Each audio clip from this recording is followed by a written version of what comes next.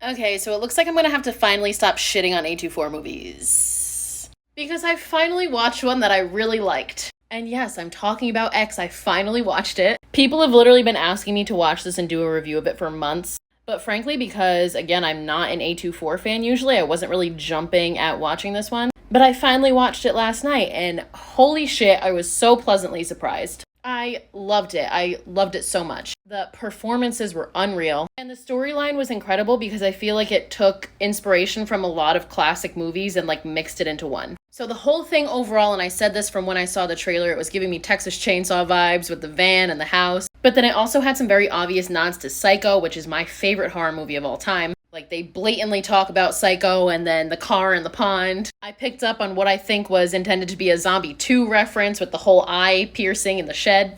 There was a reference from The Shining with the door and the hand. I loved it. The reason that I personally usually don't like A24 movies is because I feel like they try way too hard. Like, they try to put all this unnecessary symbolism in it and do too many things at once, and it's just confusing as hell. But this one was so much more just straight and to the point. Not to mention, I think it had like the perfect level of gore and brutality. Like, some of those kills, like that crocodile, bruh.